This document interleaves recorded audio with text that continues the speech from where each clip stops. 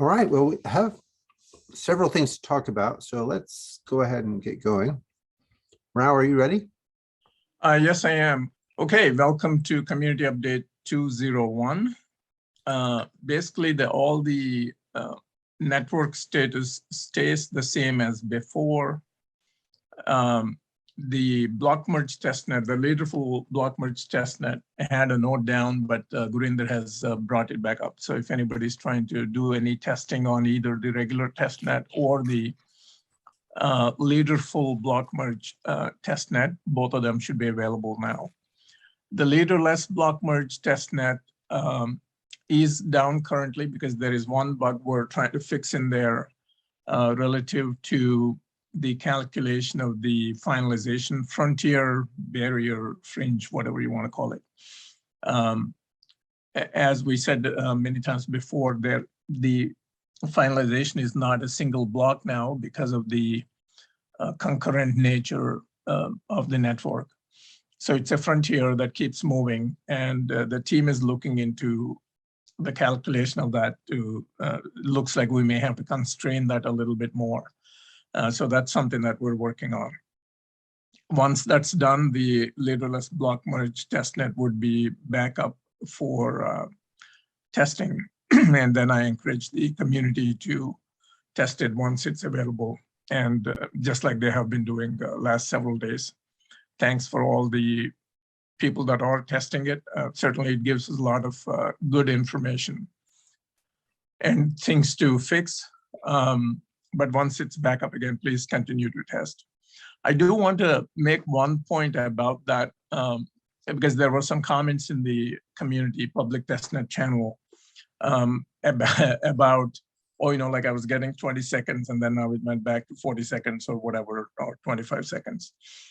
So when we do this leaderless block merge, the effort is not simply to optimize the performance. The performance is going to be optimized as a result of the concurrent nature of what we're doing. But there are a bunch of other things also that we're looking at when we build this network, such as stability of the network, liveness of the network, safety and security of the network, as well as recoverability from errors, and so on and so forth. So there's a whole bunch of things we're trying to optimize for, not just for performance. Now, we will have different performance improvements coming into it over time. In the near term, the work that Dennis is doing with his implementation of the history data improvement, that will improve block merge speed also. So he is in the process of integrating his improvements into it. He's not done with it yet. So that will be the immediate performance boost there. But then there are a bunch of other things that we have planned for future, potentially the stuff in the protobufs area and all of that could improve performance. So, but also, Rao, if I might add, the whole point of block merge is that you get as much speed as you spend, and there's no reason for the co-op to spend any money on small transaction times or short transaction times, i.e. high transaction throughput at the current transaction volumes. Absolutely. If there was a giant transaction volume, then we would spend the money to reduce the transaction time. But there's no reason to at this point.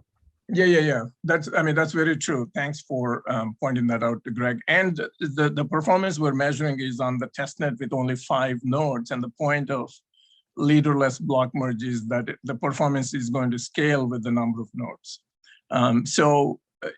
Really what,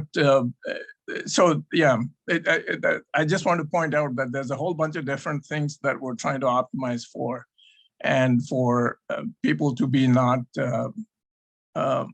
be stuck on one thing, because performance will improve as we increase the number of nodes and increase the hardware specification on the nodes and all the things we're doing and going to do in the software side of things. So that I just wanted to give people that perspective when they are since they're asking the questions in the testnet, I just want to make sure people understand the full picture on that. Yeah, and the main point is not to have not to spend a bunch of money where it's not required. If we have a high transaction volume, then we have justification to spend the money and get a better throughput. But the point of the network is that you spend as much money as you need in order to get the throughput that matches your requirements, which is not something you can say of any of the other networks. If you add more nodes to the other networks, it does not improve your throughput. In fact, it degrades it. Yeah, yeah. So that's kind of the state of affairs on the leaderless block merge testnet. So the work is continuing. Once we finish this or fix this one bug, we'll have the network back up, the test network back up. In addition to that, what NetZipper is doing is his parts of actually the code for leaderless block merge is much simplified now. So he's extracting just the relevant parts of his code that he needs to do and putting them into a PR to be able to be merged into the HF2 branch. So that's going on and as we speak. And then the block merge behavior at epoch change needs to be addressed. And we'll get to that after we are done with the immediate task at hand.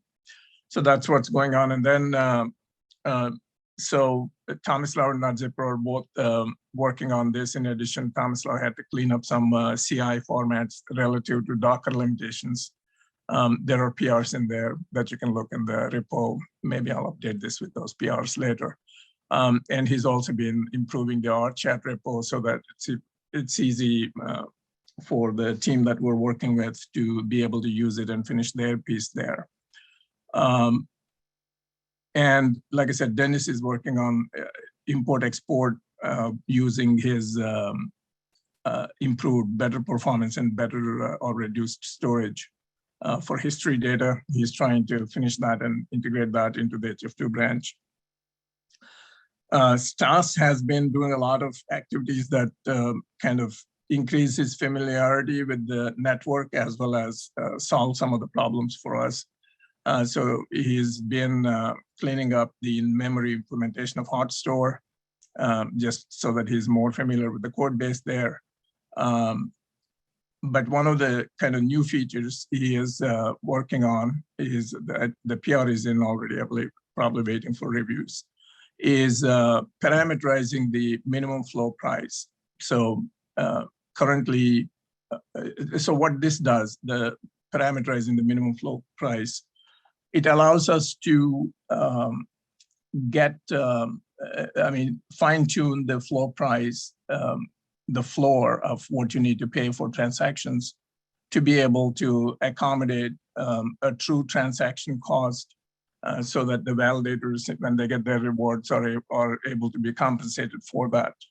The other thing, of course, it does also is that if there are multiple shards, which is kind of where we're going with external customers and RChain publishing and all those scenarios. So it gives the flexibility for each of the shards to manage that validator rewards equation by kind of playing with this minimum flow price. And that's the other thing that it enables. So that's going on, and this was discussed as part of the tech governance, in case people are not familiar with that. And the other thing he's been working on is keeping the Rolang 1.1 branch up to date with the latest dev. So he has had to do multiple syncs and updates to it as we go in there, and also in the area of learning more about the code base and become familiar with it. He has been working on some changes in the protobufs area to prepare for future improvements in the protobufs area. So there's a lot going on there. And then Will has started working on the POS contract improvements. That's also part of Isaac has done some work there, and then Will has picked up from there to try to integrate that and improve that. So that's where we are with that. Now, with all the networks that we're having to support, of course, in core development itself, now we have a whole bunch of networks. We have the dev network, we have the leaderful block merge test network, we have the leaderless block merge test network, and we have the regular test net that is where you should be running things if you want to get things on the main net, and then there's the main net itself. But then we are getting ready to prepare, support more networks and more shards to be launched by different customers. And I would kind of put RChain Publishing also in that bucket as a customer. So we're kind of looking at possibly expanding the SRE support that we have, SRE resources that we have to be able to support all the extra workload. That's something we're looking into. So that overall is the, I think that covers pretty much everything I wanted to say about the core development team and where the effort is and what we're looking forward to. Are there any questions or comments on any of this?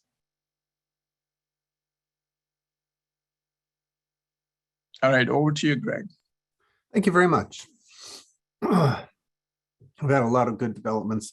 There are several things that I want to chat about, but let's get some of the basic stuff out of the way first. Theo, did you have a demo for today or not? Yes, I have a demo I can show. So, excellent. Well, take it away, please. Yeah, let me share my screen. I'm probably not as good at storytelling as Steve and others, but I mean, I can try. As you recall, Greg mentioned like the story about the grandma uploading her files and kind of turning them into NFT. So kind of like a self-sovereign data application. So that's what I did. I took off like a publisher and a tester and replaced them with grandma and grandson. So, and the idea in this demo is that grandma is going to upload some files and share some of those files with her grandson. And then grandson eventually turns them into NFT, but that's for a different story. So let's log in as grandma.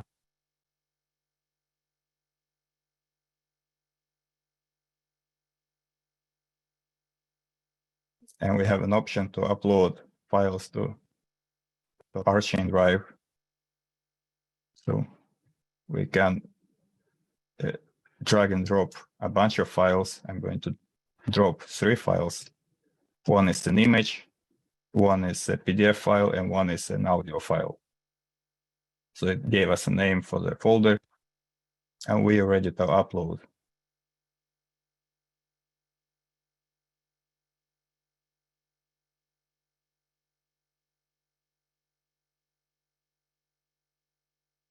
And as you can see on the right, I have my local Arnold running. And you see there's a bunch of data blob that's coming in. And that's actually our folder that is encrypted. That's being dumped straight into blockchain. Now we're just waiting for a new block to be created.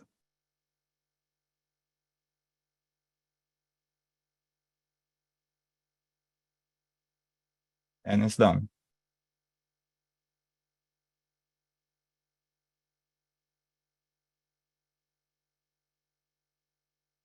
So we log back in as grandma to view our virtual blockchain drive.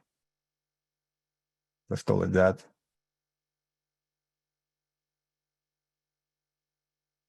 So we see we have a new folder called grandma's files.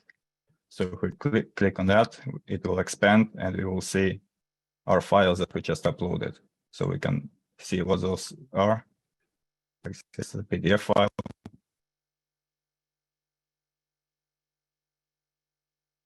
Takes a while to load my computer because I'm sharing and running Arnold at the same time. So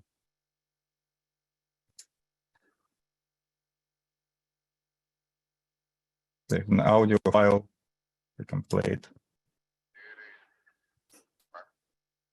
Nothing really special. And we have an image. So let's share this image with our grandson. So we select our grandson from our contacts and we press share.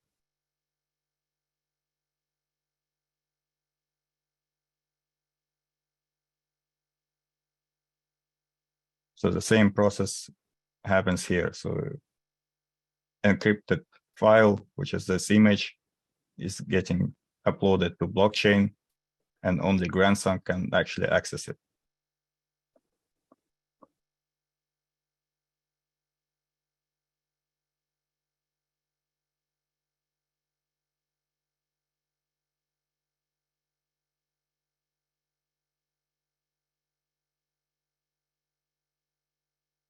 So if we log in as grandson,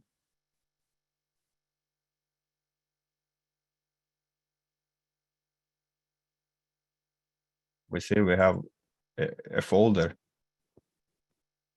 and it contains only one file, the one that grandma shared with us. That's the same image that we just saw. And at this point, we should be able to mint it as NFT, but that's for another demo. And the rest applies, like you'll be able to purchase NFTs and resell them. This is fantastic. This is exactly the kind of demonstration that we need. Is there going to be a question portion? Please, do you have some questions? I do have one question. I was curious how you might visualize the adding of the contacts. Like, how does someone become your contact in this potential situation? Currently, it's hard-coded, but we can actually make it possible to share, to add each other as contacts using a QR code. So if I... So basically you're saying that so long as you have a QR code to add, like, I'm just wondering, does it go to an email or is it going to someone's like wallet? It'll go to a rev address. A rev address. Yeah. Okay. So basically in this scenario, you would only share with people who also have a rev address. Correct. Okay. That makes sense. Thank you. So each user has their own box. So grandson has a box called grandson and grandma has a box called grandma. So if they know each other's boxes, like kind of like a domain name, they can send each other files. Totally. Yeah, like your name on Venmo, and if you type in the name of like that, it goes to that person. That's right. Yeah. Okay. Good question. Any other questions? I have a question for you, Theo. How long did it take you to do this? Yeah, not that much, but I just had to fix a lot of bugs meanwhile. Yeah, of course. So, and that goes with the territory, especially if you're programming in JavaScript. Yeah, but I had this pretty much like maybe 2 weeks ago, but I had other stuff to do, so it had to wait a bit. Understood. I totally get it. And were you the only person working on this? No, David's also helping me with this. So your estimate of the person hours, 2-person weeks, 1-person week? So it's hard to give an estimate, but if you have the foundation ready, I mean, you can do this sort of stuff very quickly. Yeah, that's I mean, the reason I'm asking is that we want to show that RChain accelerates this kind of development, right? So that's why I'm asking. Well, debugging tools could still, I mean, we could also always use some debugging tools to make the process quicker. So when it comes to debugging, when something is wrong with rolling, it takes additional time. Understood. And we will be helping you out. Yeah. But when all that stuff is in place, the most of the work goes into user interface development pretty much. And that's not very difficult, as many people would say. So it kind of depends on the framework and how you handle it. Understood. And your front end, are you using React or what are you using? Yes, this is using React. Okay, that's what I thought. Very nice. This is a fantastic demo. Any other questions for Theo?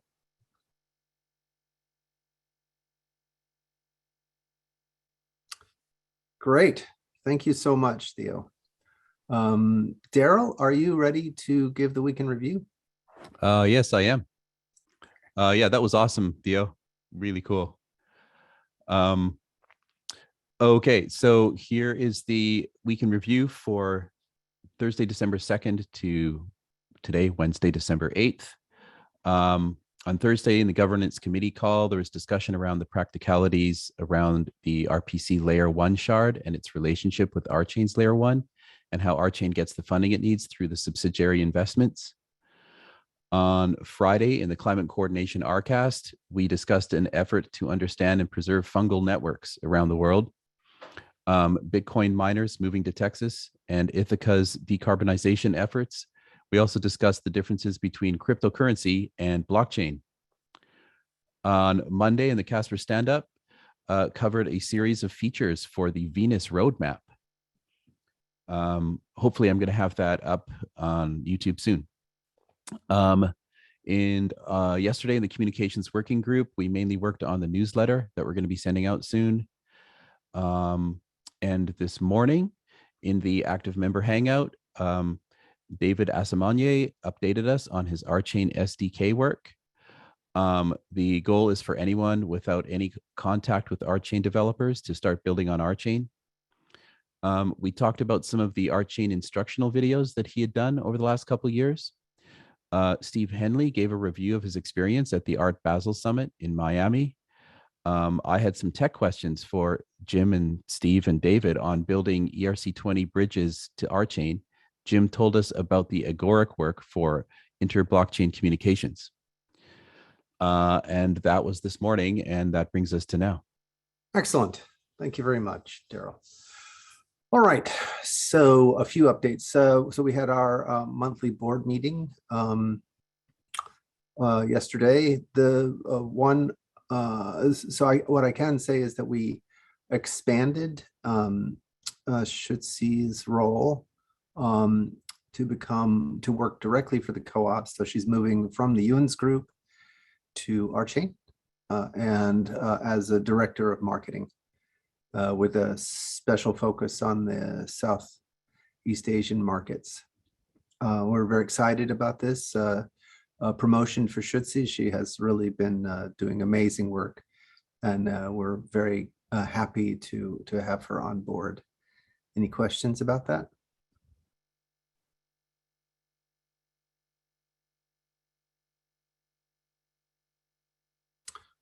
Excellent.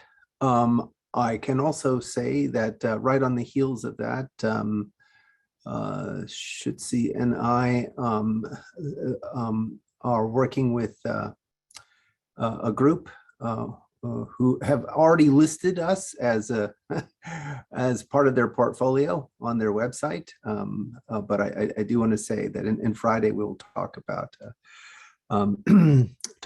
some investment that's coming our way, which we believe is I would say it's in the bag, but you never want to do anything until everything is closed. But the partner has already listed us as a part of their portfolio, so I do feel somewhat confident in mentioning this here. But if you want the details, please come to the Friday call, and we'll talk about closing on that investment. In addition, I did want to talk about our experience at the Foresight Institute. It's really quite interesting when working the contrast.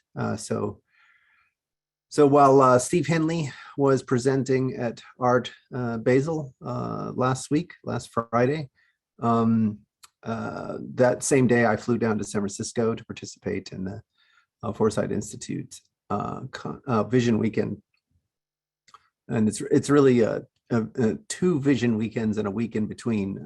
They have both an event in the U.S. in San Francisco, but also in France. And they've been having several events, online events in between the 2 weekends. And the contrast really is about what it's like to engage with the STEM culture. So by STEM, I mean science, technology, engineering, and maths. And for me, it is a breath of fresh air. I really, really like talking to STEM culture folks. It's so much more relaxing to be able to not have people glaze over when talking about software and engineering and mathematics and problems of scale in some level of detail, as opposed to having to pre-digest already pre-digested material. So that's a big and welcome change of pace, at least for me. That said, we have a lot of ground to cover because we're so far ahead of the curve. So one thing I will point out is that even the Foresight community, they do have the Agoric folks there, and they have a lot of, and the Agoric folks are very much all about object capabilities or OCAP, as they talk about it. But for them, it is really just a set of metaphors, in the same way that object-oriented programming is just a set of metaphors. But no one has ever put forward a convincing semantic model of object-oriented programming that captures the wide range of intuitions that inform people who advocate or work with object-oriented technologies. Despite the fact that there have been many object-oriented language designs, at the end of the day, nobody agrees beyond a few intuitive metaphors what object-oriented really means. And the same is true for OCAPs. So for the folks at Agoric, while they have strong and much more well-developed intuitions about what OCAPs are, they don't have any math. Whereas for us, we know precisely what object capabilities are, because we have a mathematical theory which allows us to say exactly what that is and how to go well beyond what the OCAPS community currently contemplate in terms of features, advantages, and benefits. So we have a long way to go in order to bridge the gap, even with cultures that are moving in the same direction we are. So hopefully that makes sense. Also, I will say that over the last year, Alison Duttman, who is the president of the Foresight Institute, along with another Foresight leader, Christine's name is escaping me, and Mark Miller, have worked on a book about that sort of scopes out what the Intelligent Cooperations Group, the group that we're a part of inside Foresight, is all about. And they are saying much the same things that we are in terms of the requirements for deepening and accelerating coordination. They're looking at things that we're not currently talking about, such as artificial general intelligence, and they're looking at the threats that go along with the advent of artificial general intelligence. So we are not currently talking much, with the exception of the one piece of work that I've talked about, which is Mark Solmes's work. We are not currently talking about that in terms of our roadmap or anything like that. So in that sense, their scope is bigger than what we've talked about. On the other hand, if you look at the draft of the book that they've been working on, you will in fact find that they do not talk about music as a coordination model. And I think it takes virtually it doesn't even take 2 cents to rub together to recognize that from city symphonies to rock bands and everything in between, music is a powerful organizing force in society. Tens of millions, hundreds of millions of people are organized on a regular basis around music and through music, and not thinking about music as a coordinating technology to me seems to be short-sighted, not foresighted. So we have a lot of ground to cover and a bridge to build, even with the Foresight community. Let me stop there and see if there are any questions about what I just said. Well, I would just like to emphasize what you said about music, and it's a coordination technology. The whole idea around music being the catalyst for technology to follow.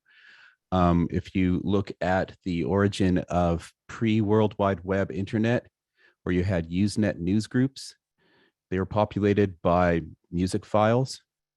If you look at peer-to-peer technology, it was populated by music. So again, it's the catalyst. If you look at the thing that everyone carries in their pockets today, that started as a music playing device. If you look at TikTok, that started as Musical.ly, a music-based application. So music leads the way. So I too am surprised that they don't get that. I think the first YouTube channel to ever hit 1 billion views was Lady Gaga as well. Oh, that's a good one. Thanks, Nora. Sure. Yeah, I'd have to check that, but I'm pretty sure. Yeah. Yeah. So I think it would be real fallacy. It would be a big mistake to ignore the coordinating power of music.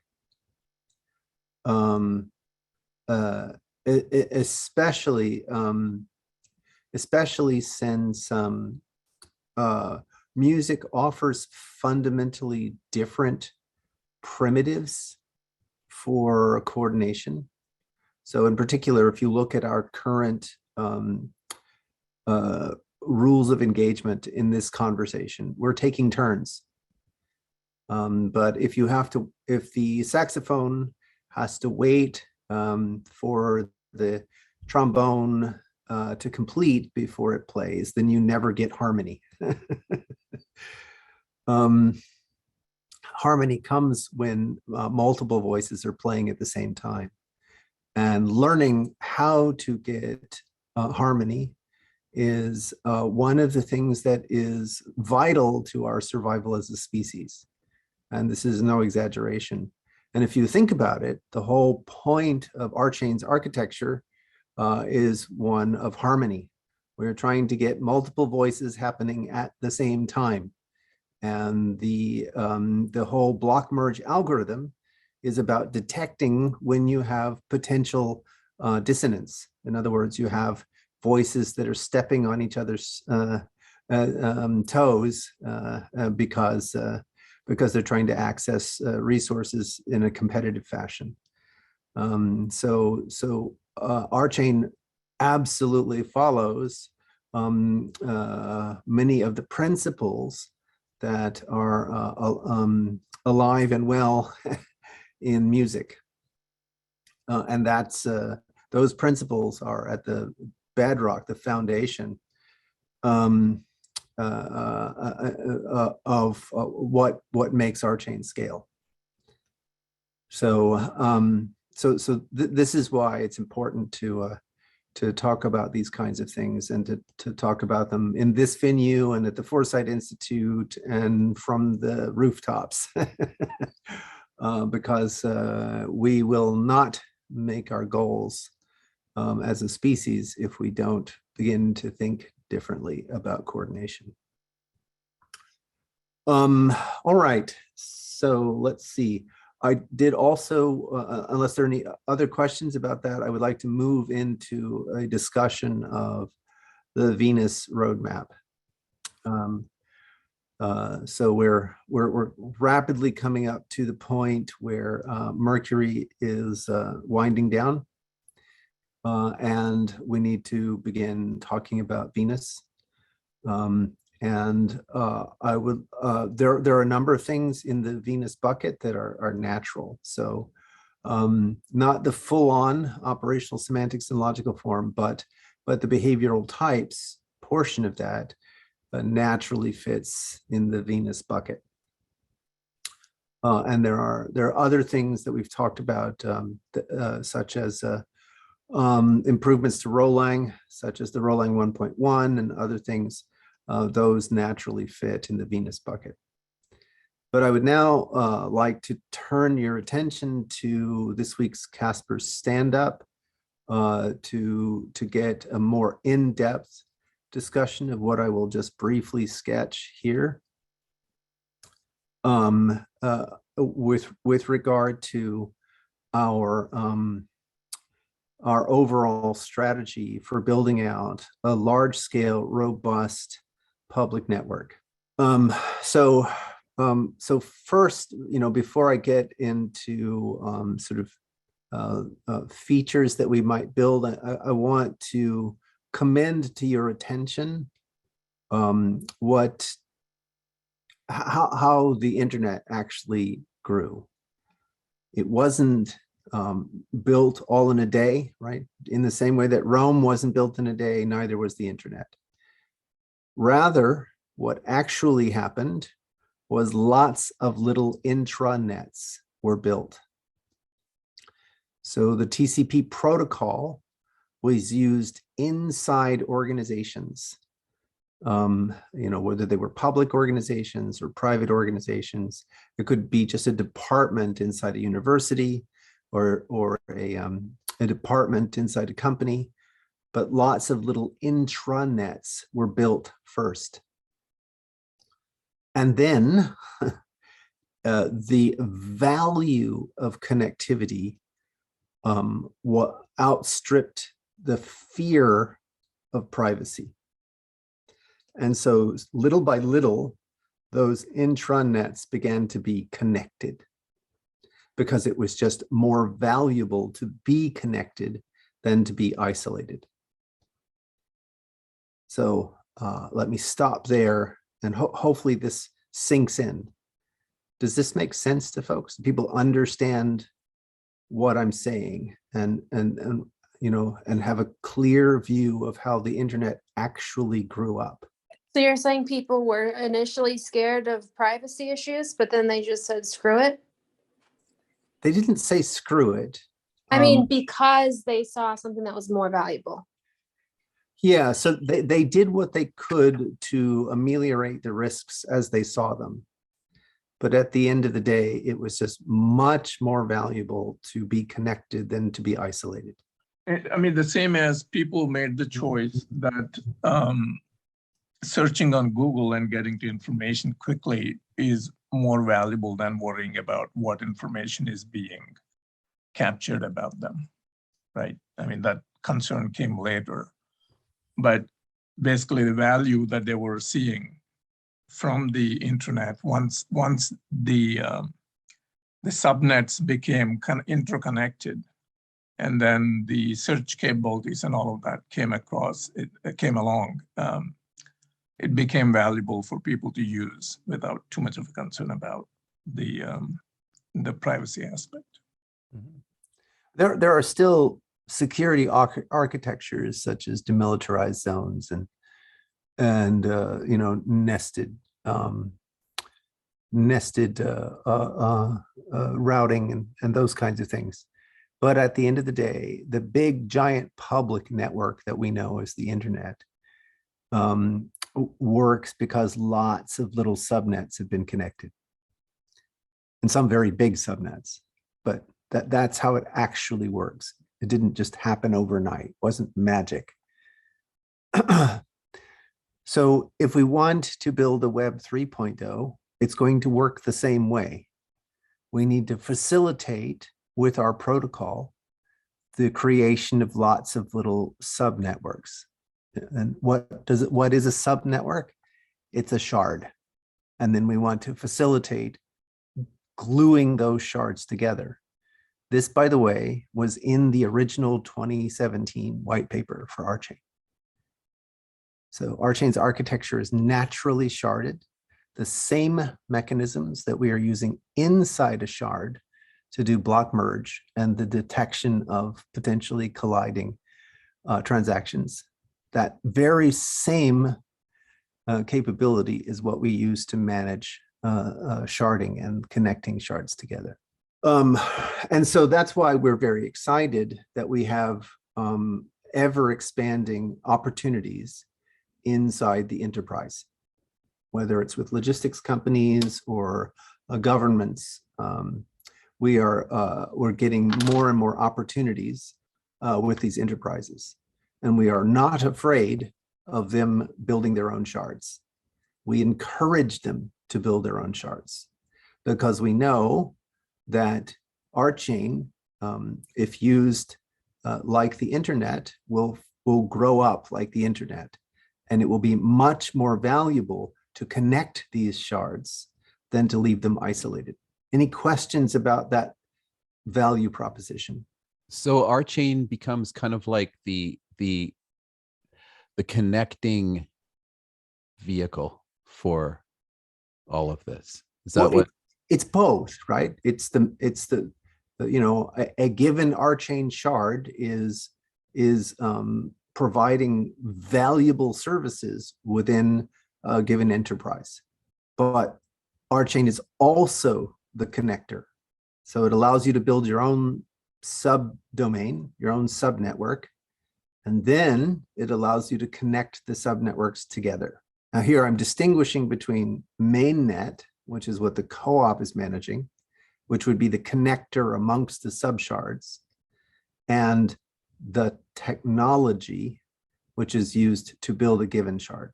Does that make sense? Can you say that again? So let's pick a logistics company, you know, myexcellentshipping.com. Okay, so myexcellentshipping.com will not use mainnet to build its blockchain-based logistics service, but it will use the RChain code. It will use the RChain technology, right? So it will start up a shard and build its blockchain-based solutions on top of RChain, not RChain mainnet, but RChain tech. Right. Oh, okay, I get it. So then the idea is that RChain mainnet, or RChain cooperative, I guess, is the organization that's continually updating and maintaining, almost like an operating system. Like it's constantly building better improvements that all these other shards can take advantage of. That's a part of the story, but that's not the whole story. Okay. The other piece of the story is that let's say that, you know, in addition to a logistics company, there is a goods company like myexcellentsweaters.com. Okay, so myexcellentsweaters.com also builds a blockchain-based solution. And then it would like to use My Excellent Shipping. So now it would be great if the two shards could be directly connected. So then they become connected through mainnet so that a customer can get an end-to-end experience of purchasing a sweater and having it shipped to their doorstep, which would require transactions on both shards. And that would require RChain mainnet. Does that make sense? Yeah. What would you call that? Would it be called a hub, or Hub wouldn't be the right word, would it? No, I'm not sure that it's more complicated than a hub, right? Ultimately, it becomes a tree because you can have sub hubs and sub hubs and so on and so forth. Yeah, okay. Right, but RChain mainnet is basically the glue. It's the connector across all the shards. Right. And I mean, and yet another layer of connectivity that can be enabled is between RChain and other blockchains. Correct. Is the third piece to this. That's exactly right. That's important. But that's not what I want to talk about for Venus. What I really want, now that we have the overarching business, now that we've refreshed and recalled from 2017, our business plan, let us talk about the needs of the shards, which will come into focus. So if we're talking about a social network or a logistics company or any of a number of other potential internet offerings, they operate at enormous scale. So let's use the social networks because it's easy for people to visualize this, in my opinion. So if you think about a single post, so a post on Twitter or on Facebook, and now let's talk about the lifespan, the life cycle of that post.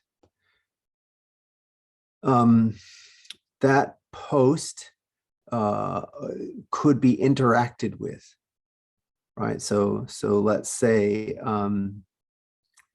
Darryl, you purchase an awesome, ugly Christmas sweater from myexcellentsweaters.com, and you take a photograph of yourself in your ugly Christmas sweater, and you post it on RChat. So, and then Lilia could take a look at that post and she could interact with it. She could like it, for example, or give it a thumbs up. Now, Steve Henley might be an investor in myexcellentsweaters.com. And so he would like to see that post have more reach. He wants to boost the post. So he wants to give it tokens, which will cause it to be replicated and sent to as many feeds as the tokens that he's using to boost it will allow. Right, so each of those things are different ways of interacting with that post. So we could think of the post, if we were going to realize this in Rolang, that post is connected to an instance of a running smart contract. So let me just stop there and see if that makes sense to people. Does that make sense? Yeah, I think so. Okay, cool.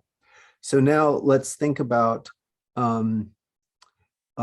scale, right? So if RChat were to be the size of Facebook, there are over 1 billion users of Facebook. Each feed is on the order of 100,000 posts deep. So 1 billion times 100,000, right? So that's 100 trillion instances of smart contracts running. That should be staggering, right? Those numbers are enormous.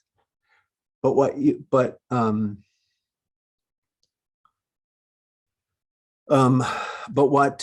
we'd like to do is we'd like to be able to say things about the end-to-end behavior of the post. So if it receives so much in the way of boosts from particular users or likes from particular users, or is neglected by certain communities of users, what are the expected dynamics of the life cycle of that post? And in particular, not just that single post, but any posts that are like that, in the sense that they involve assets that are correlated with information about myexcellentsweaters.com. Likewise, we could imagine that for a given item that's being submitted to a logistics company, myexcellentshipping.com, so the item would have a smart contract associated with it that would interact with other smart contracts, such as a smart contract representing the behavior of a truck. So we could imagine that when a particular item is picked up by a particular vehicle for transport, that the item is taken out of circulation for some period of time and may not be interacted with by other vehicles. And then when it gets to the end point for that particular vehicle, that may not be the end of the movement of the item or package in the system, but that would be the end of its interaction with that particular vehicle.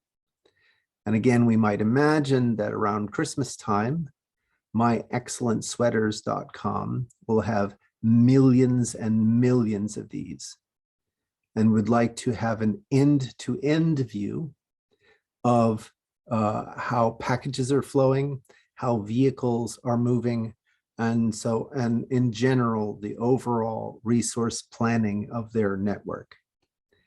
Does this make sense? Do people understand what we're talking about? They have millions and millions of what? Sorry. So there are millions and millions of packages that are being I mean, managed. the orders. And Yeah. for each physical gadget, there's a corresponding logical gadget, which is represented as a Rolang smart contract. Yeah, that makes sense. Okay. So we're talking about just an unfathomable amount of transactions and smart contracts happening. Sort of, yeah, but it's not so much about the unfathomableness of it. It's more about providing tools to the enterprise to be able to scale up and see their operations. And in fact, I want to point out that for enterprises that are currently rolling out their infrastructure on services like Amazon or Google Cloud or Ollie Cloud, those systems cannot provide detailed end-to-end view at the level of the business process. They can provide an end-to-end view of data storage usage, or virtual machine usage, or Docker container usage, or any number of components like that.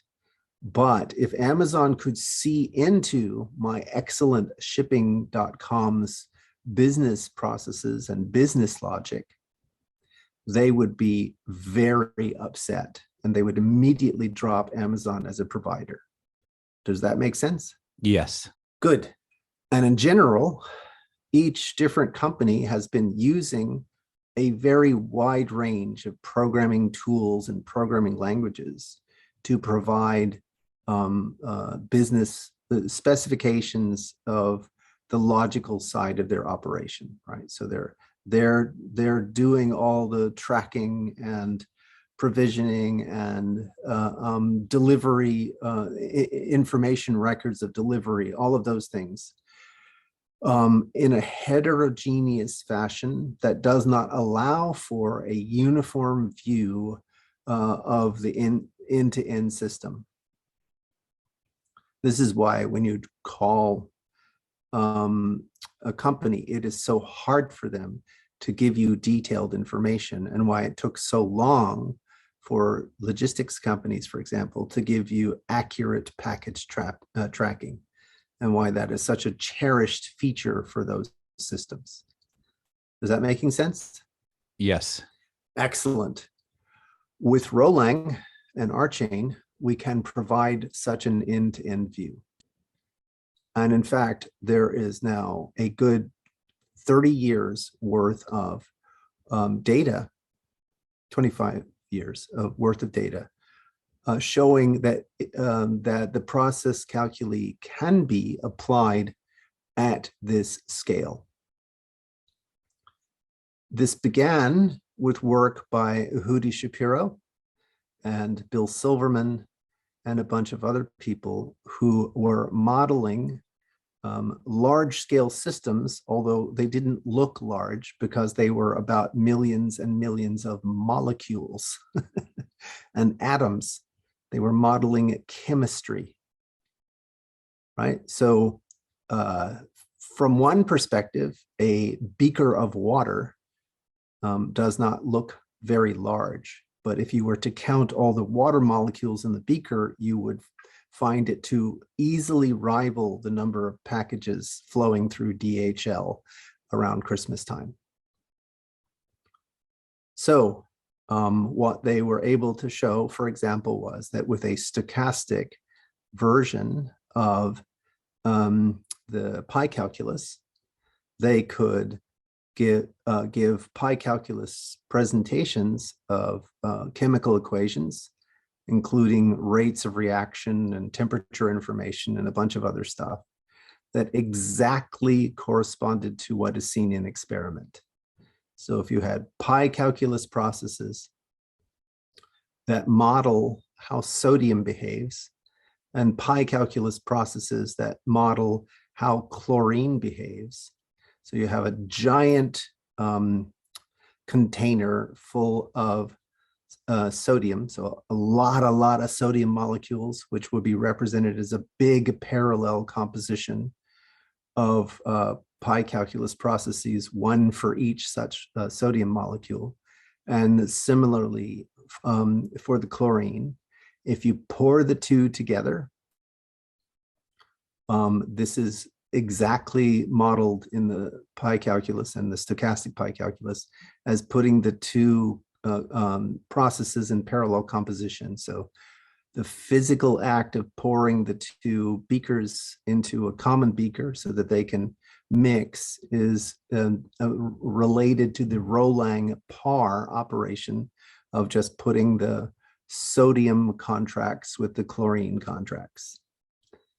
And if you do that under stochastic conditions or stochastic execution conditions, then you get exact correspondence between the execution of the pi calculus process and experiment. Does this make sense? Yep. Awesome. So I have another meeting, so I will quickly cut to the chase.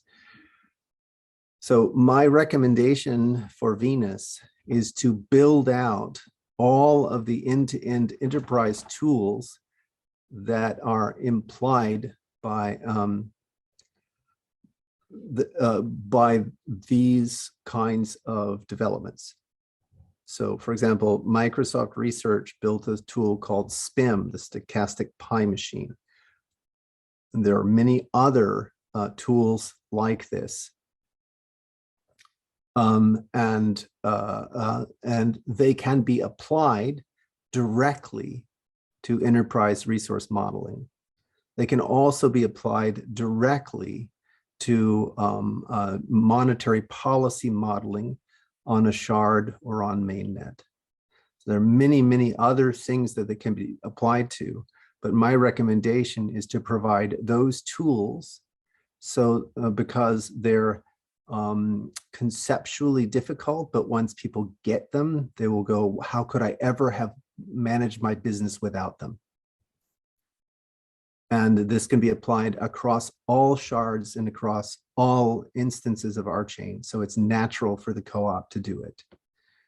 And that will be an accelerant to the DApp and shard infrastructure that is perfect for the co-op and provides the kind of infrastructure that businesses need, and in particular, any groups that are attempting to work on climate-related coordination at scale will need tools like this. Does this make sense? Yeah, it's pretty mind-blowing.